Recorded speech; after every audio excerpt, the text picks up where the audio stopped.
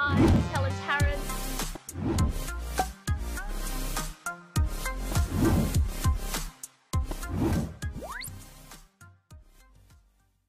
Welcome to another episode of Commercial Property Roadshow. Today I'm actually going to talk about warehouse type properties. So what exactly is a warehouse and what is warehouse going to look like, types of investment in 2021? So let's have a look at what that means when people are buying into a warehouse property. So a warehouse property is something that has got some versatility. You could have your large format warehouses where they do a lot of logistics. So, you know, your shipping, manufacturing, with deliveries, storage rooms, or basically you're really 1,000 square meters of land plus a large warehouse. That's large format industrial, and that's usually outskirts or regional areas in any of the metro areas. Or you have your small format tilt slab business type warehouse type properties, which is anywhere between 200 to 400 square meters. Sometimes now we're even getting into the realm of 150 square meters, and they're usually 2 floors. So they've got a mezzanine floor and a baseline and a basement, or what we call ground floor, and you've got the roller doors which gives you access, and that's usually part of a complex. So the complex would be may have, you know, anywhere from 20 to 50 little warehouse spaces, and it will have different types of tenants. Typically you will have parking that's in front of it, and then you'll have some visitors parking. So that's usually how it works. Now, commercial property in this particular arena where we're looking at warehouse property has been really hot in the last 12 months because of COVID, and people think they're working from home, that people can now have an office space as well as mezzanine floor as well as stock if they had a warehouse property. So that's been driving up the demand for warehouse properties, and developers have been building lots and lots of warehouse properties and being able to sell them at really great prices. So as a result, the yield has compressed, and with anything commercial property, when the yield compresses, the value of the property goes up. So it's that inverse effect. So what we've seen is that warehouse properties in Sydney are somewhere between about 4%, sometimes 4.5%, the same in Melbourne, until you get out to the regional areas where we're seeing a bit more like 6%, 7%. Now in Brisbane, they've compressed a whole percentage in the last 12 months. So they've gone from somewhere around 7, a bit over 7, to now a bit over 6. So 6.2, 6.1s, 6.3s if you're lucky. So, you know, that has shown you that just in the last 12 months during COVID, there's been a lot of heated buying activity in the market. Now, do I think warehouses are an important part of commercial property? Yes, it is. I think you should definitely have a commercial property with a warehouse as part of your portfolio, but is it worth paying that yield? And my answer is to you is no. I actually think that commercial property in the warehouse space has traditionally always given you the highest yield, except for now it's an inverse effect because the value have skyrocketed because there's such a demand, which means that you're actually getting less return for a warehouse property.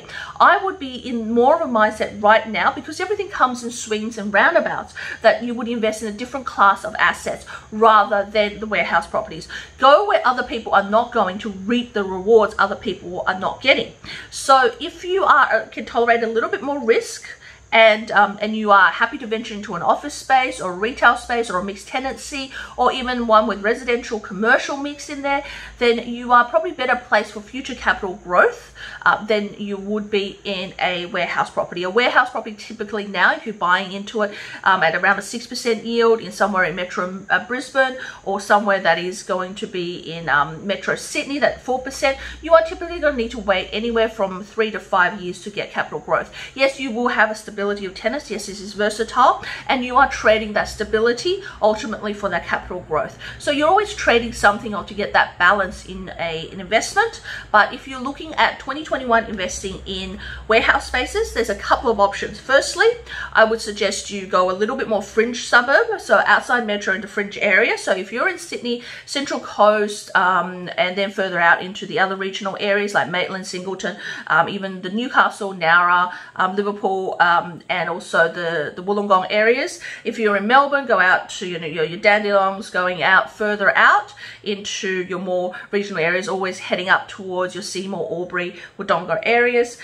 If you're in Brisbane, go out to Ipswich, Toowoomba areas there, because they are ultimately, you are going to get better value, and you are going to get better returns, and ultimately you will still be as stable. So that's the number one if you're looking for set and forget. And number two, if you're looking for something you can tolerate a little bit more risk, then what I would suggest is buying a property that is potentially partially vacant or a really rundown warehouse. So if you're looking for an uplift, warehouses, because they're so popular, can provide an excellent opportunity for an uplift. So you buy a rundown warehouse, but in a key location where you're going to need to spend some capital money on it, capital works on it. So you may need to redo the roof, you may need to paint internally, you may need to get rid of the asbestos, because a lot of old warehouses have asbestos, some more landscaping, gardening, which means that you may need to get rid of some of the grass areas, create a fence, put concrete down, do a lot of that thing, a lot of the cosmetic make out of the property, make it really nice and new. Sometimes, they might not have the height that is needed for a warehouse, so you may have to,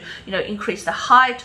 You may need to build a mezzanine floor. So these things will require some obviously putting a DA in for that property, obviously getting a town planner, and also getting licensed builders in to do the works. But ultimately, it's a value proposition. So if you were able to buy it at a really good price because it's run down, and add the value by adding the capital works, then ultimately you can divide that into 2 smaller properties or 1 large and get a really good tenant in it. And because the yield at the moment in the market is coming down, it's hot property, you'll be able to on-sell that property or get a refinance against that property based on the tenant in there, and be able to do that again. And that you can do that in a relatively short space of time. So this year, 2021, if you're looking at a project that you want to do in the next 6 to 9 months and really flip that, then looking for a rundown old warehouse is a really good option.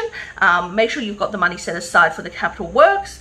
Make sure you get all the approval, put it in, start canvassing for a tenant, put a tenant in, and look at selling it. And you can probably get quite a good uplift in the process, because there's such a demand for warehouse spaces. So if you're looking for someone to help you specialize in that strategy, looking for someone to look at that and get in depth with you about whether warehouse properties actually work for you and whether 2021 the type of properties you should be buying, reach out to me at helentarrant.com or email me, helen@commercialpropertycashflow. In the meantime, hit the bell and subscribe, and I'll see you in the next episode. Bye for now.